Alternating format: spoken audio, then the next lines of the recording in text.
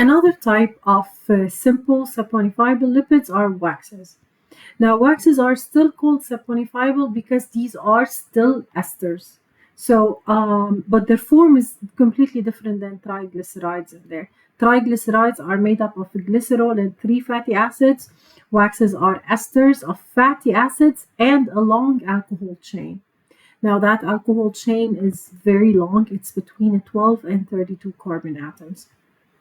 Of course, because of this longer chain and there's a lot of carbons, the waxes are water insoluble and they cannot be hydrolyzed. And they are often found in protective coatings and they are used in cosmetics. So how do they look like? This is it. It's a long fatty acid chain that is connected to an alcohol chain.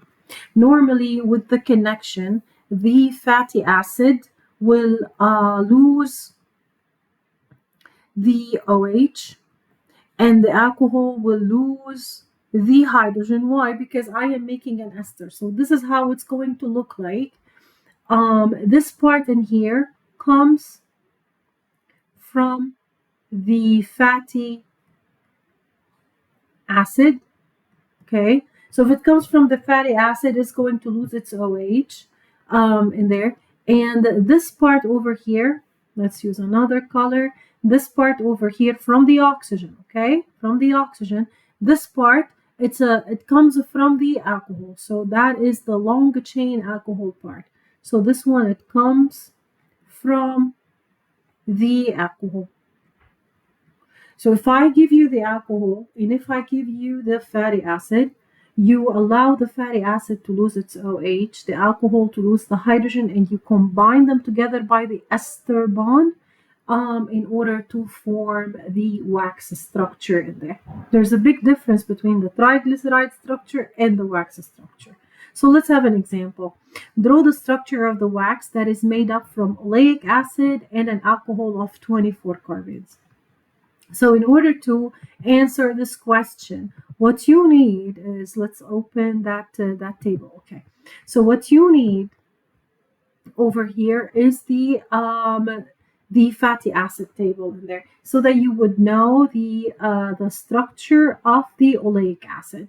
So the oleic acid is this. So all what you need to do is just go ahead and write it down. So let's go ahead and write down the oleic acid in there. I've already memorized this, so here you go. So the oleic acid is a CH3. You do have 7 of the CH2s. Then you do have 1 degree of unsaturation, and then CH2 7, and then the carbon double bond O, and this is the OH in there. So let's see if I wrote it correct in there. Here you go. Yeah. So this is the acid. I want to react this with a chain of alcohol of 24 carbons. This is how you write it down. Okay. So I want my alcohol. I know my alcohol is an ROH. This is my alcohol there. So always you're going to start with a CH3. So that is 1 carbon down. And then all the 24 carbons are CH2s in there. Here you go. And then you're going to add the OH. So easy to do it because you have 25 carbons. Start with the CH3. The rest are 24. The rest are all CH2s in there. Fill the number in and add an OH. So we agreed that, let me go ahead and reverse that so that it's easy and you can see that the alcohol is losing a hydrogen. And there, so these two are the same. Okay, so the alcohol is going to lose a hydrogen and the acid is going to lose an OH. We're going to combine both of these together and we are going to form our wax structure, which is an ester after all. So we're going to go ahead and write it down. This is a CH double bond, a CH, and then a carbon double bond O. It's this bond that I made over here. It's the ester bond that I made to connect with the oxygen of the alcohol in there. So it's this oxygen of the alcohol and then whatever comes after that. This is 24, and then the CH3, and that is the structure of the wax. This is why we said that this part comes from the alcohol, so all what you need to do is just add a hydrogen to go back to the alcohol, and this part comes from the fatty acid, so go ahead and add an OH to go back to your original fatty acid. Phosphoglycerides, these are complex saponifiable lipids. We still call them saponifiable because they are made up of an ester bond. And if they are made up of an ester bond, this means that you do have an alcohol that reacts with a fatty acid in there in order to make that ester bond. The structure of the phospholipid is as such. You still have a glycerol, but instead of 3 fatty acids. This is what makes it different than the triglyceride and the wax. So instead of the 3 fatty acids, you have only 2 fatty acids. And the third one is simply a phosphoric acid that is connected to an amino alcohol. Okay? Now we know that phosphoric acids, these are simply, here you go, let's have the structure. So the phosphoric acid is an O, it's a P, it's a double bond O, this is an O there, it does have a hydrogen, and you do have an oxygen in there. So that is the phosphoric acid. Of course, this here, it is an O negative, okay, because it has a hydrogen, but the hydrogen normally is lost. And the aminol alcohol here is simply an alcohol. So it's simply an OH, and that OH is connected to an R group in there. Okay, so what happens here is that the phosphoric acid is going to bind to the amino alcohol.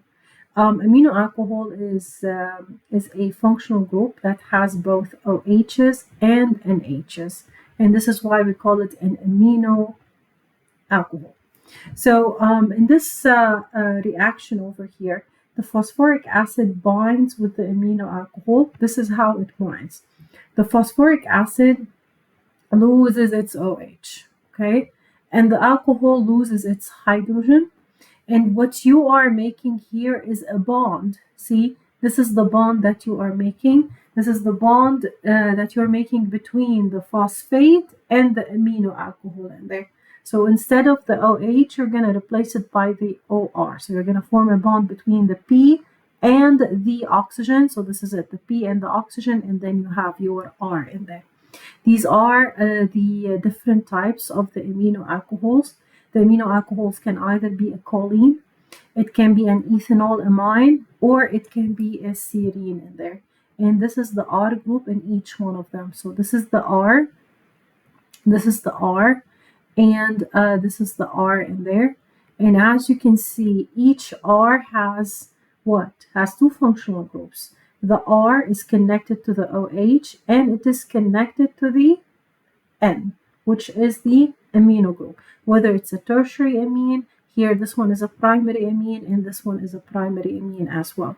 You're not responsible to know the structures for these. I will give you the structures for them, but you are responsible to connect the phosphoric acid and the amino alcohol by allowing the phosphoric acid to lose its OH and the alcohol to lose the hydrogen.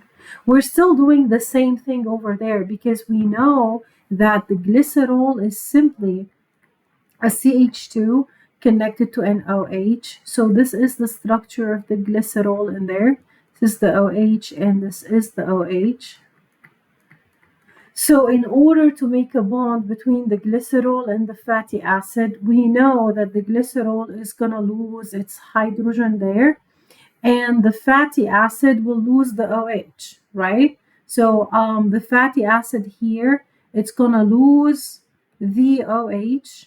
The glycerol is going to lose the hydrogen, and this is why you are going to form the ester bond in there, right? So that is going to be my fatty acid. Depends what R is that. This is another fatty acid, because I will give you those fatty acids in there, and I would ask you, go ahead and draw the structure of the phospholipid. So you need to know that the alcohol loses the hydrogen, the acid is going to lose the OH, and you are going to make the ester bond for the two fatty acids in there. Okay, now for the last one, and this is how you number from the top. This is 1, this is 2, and this is a 3. So for the last one, you're going to react this with the phosphoric acid. So to react it with the phosphoric acid, this is the structure of the phosphoric acid. You have an OH here, and you have an OH in there, and you do have this one is an OH. It is an OH, but normally it loses a hydrogen in the way, so just make it an O negative, because usually phosphoric acid is H3PO4. So there is a hydrogen in there, but in the process, because all of these amino alcohols there, those they are going to take the hydrogen from the acid as well. So just leave it as an O negative.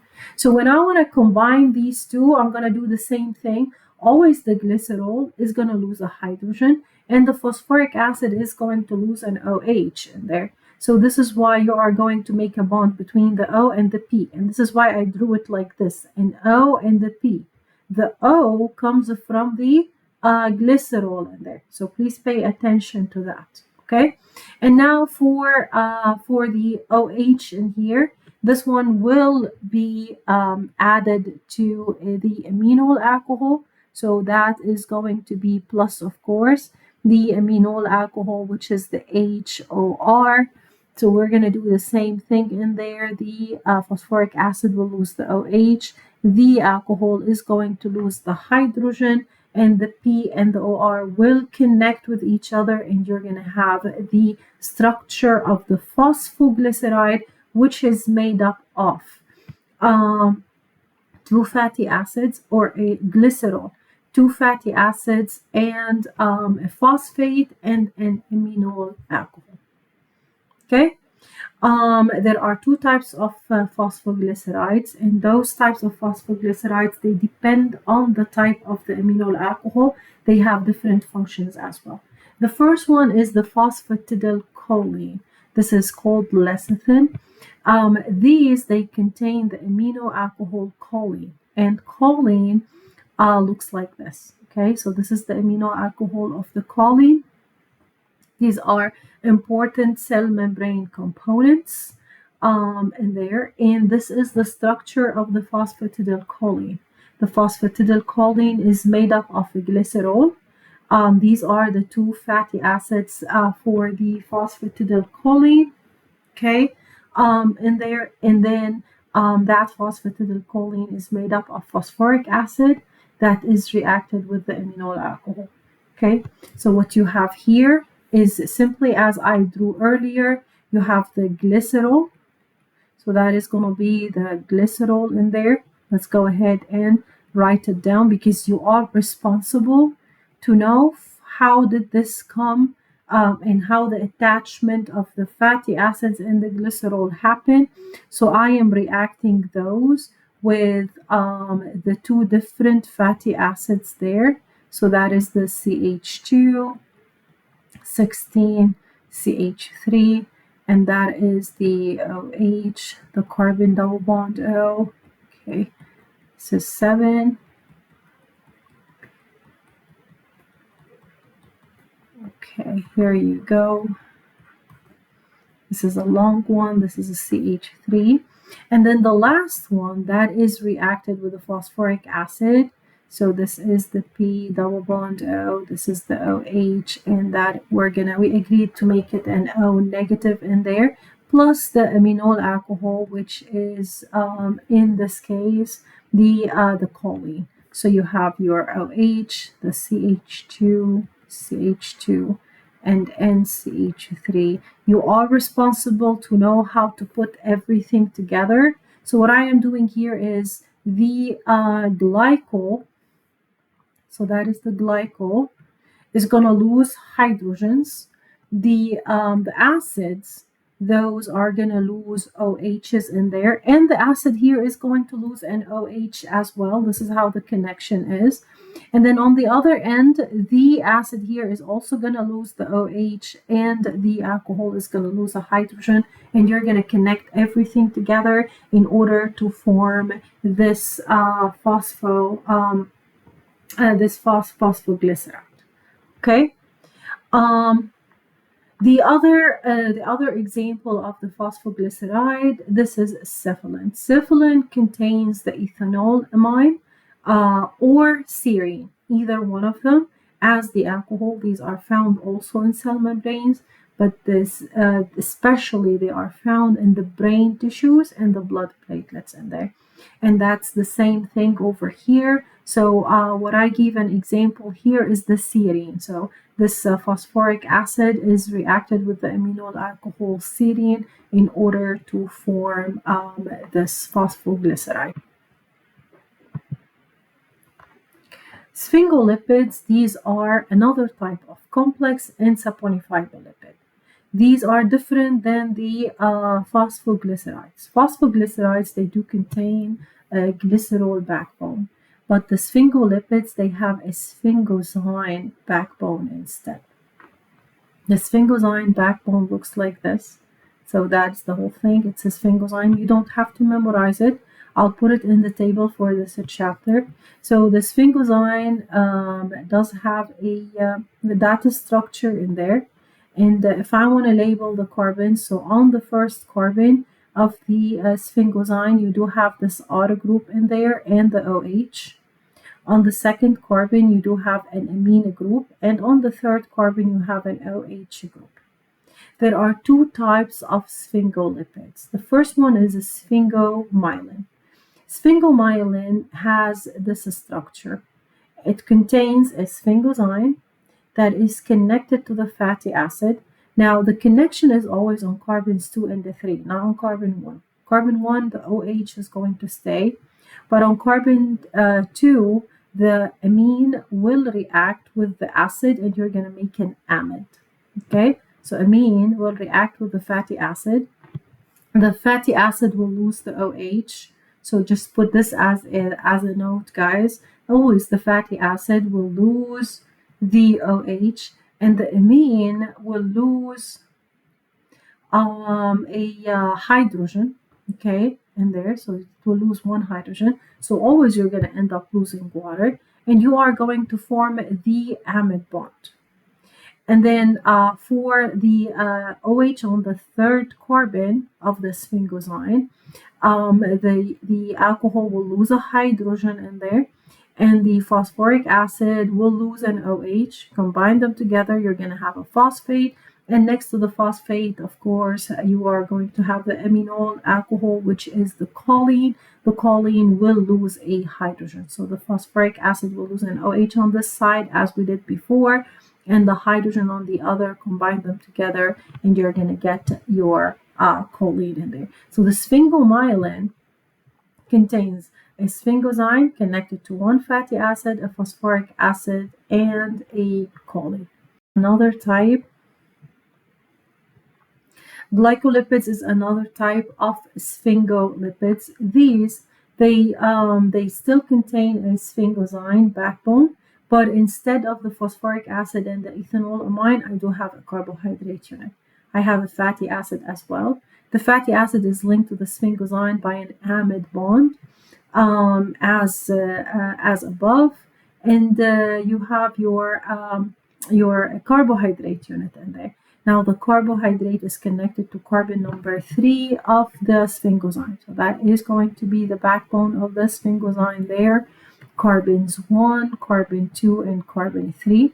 So for carbon number 3 in there, it's going to lose a hydrogen. So this is the structure of the sphingosine. Always it's going to lose a hydrogen in there.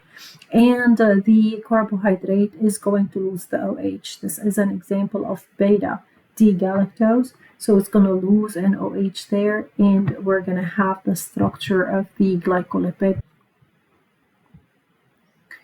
Steroids is an example of a non-saponifiable lipid, and steroids are organic compounds with 4 fused rings. As you can see over here, 3 of them are cycles of 6-membered rings, It doesn't matter if you have a double bond inside or one of them is a benzene, but they have to be in this specific molecular configuration and in this specific attachment. So you should have 3 cycles of 6-membered rings that are connected together this way, and 1 cycle of a 5-membered rings. Steroids, like all lipids, they are not soluble in water. They are soluble in non-polar solvents. Steroids have 2 principal biological functions. First of all, they are important components of cell membrane, and they do affect the membrane fluidity. And the second role for the steroid, they serve as signaling molecules, meaning that they are hormones. Cholesterol is the first example of steroids, and this is the most abundant steroid in the human body. It is a very important component in the composition of cell membrane, and it is a precursor of other steroids. It is made in the liver, and also we can get it from the food that we consume as well. It is very essential to the body because it performs important jobs such as making hormones and digesting fatty food. Of course, too much cholesterol is going to block the cell wall arteries, and it will increase the risk of heart disease. Cholesterol looks like this. You still have the steroid function over here, or the steroid arrangement. 3 cycles of 6-membered rings, and as I said, it doesn't matter if you have a double bond in there, if you have a benzene in there, as long as you have 3 cycles of 6-membered rings connected in this specific connectivity, and then a cycle of 5-membered ring. I will give you the structure of the cholesterol. You don't have to memorize this. Another example of a steroid is bile. So it's actually the salt of the bile. So bile is a yellowish green fluid, and that fluid is produced by the liver, and this helps in the digestion of food in the small intestine. Bile is made up of a variety of components, including water, bile acid. It's made up of cholesterol as well, copper, other minerals, electrolytes, and phospholipids. So this is the structure of bile salt, and you can see the steroid backbone still there in the bile salt. Another example of steroids are hormones, and this is one of the functions of steroids. They act as signaling molecules. Hormones, these are chemical messengers. They are secreted by specific gland and carried through the blood to a target tissue where it triggers a particular response. There are 2 types of steroid hormones. The adrenocorticoid hormone from the adrenal gland, and it is 2 classes or 2 types. The mineral corticoids, they regulate the concentration of ions in the body fluid, and the glucocorticoid, and they enhance the carbohydrate metabolism in there. This is an example where cortisol is an example of a glucocorticoid, and it does have the steroid arrangement in there. 3 cycles of 6-membered rings and a cycle of 5-membered ring. Another example of steroid are sex hormones, male sex hormones and female sex hormones. Again, you don't have to memorize any of these structures. All what you need to know is that when you look at these hormones, you need to identify that these are steroids because they do have the steroid arrangement in there. The last type of non-saponifiable lipid are prostaglandins. Prostaglandins, these are cyclic compounds. They are made up from arachidonic acid. They are a cycle of 5-membered rings, and they are involved in reproduction. We do have the PGE2 and the PGF2. Both of these compounds, they do induce labor. And the PGE2, this is used to treat asthma. Prokaryotic cells, these are single-celled or microorganisms known to be the earliest on Earth. These, they include bacteria, archaea, for example. Those, they have no nucleus or membrane enclosed organelles. On the other hand, eukaryotic cells, these are cells, they do have a membrane enclosed organelles. The role of the membrane, actually, it acts as a selective barrier between the living cells and its environment. So most membranes are 60% lipids and 40% proteins.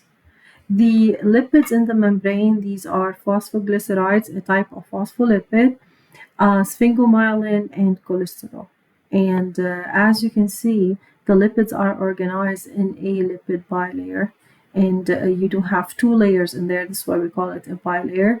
The hydrophobic carbonate chain, these are away from the water environment, and the polar heads, these are exposed to the water environment.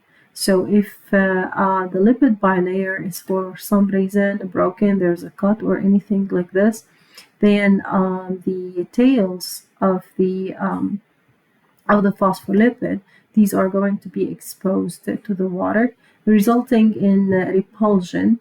And that repulsion will cause the bilayer to reform back, and the break simply seals.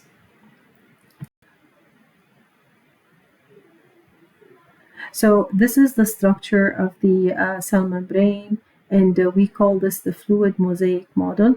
It shows the lipid bilayers and shows the protein molecules. The protein molecules either float in the lipid bilayer or they extend completely through the lipid bilayer.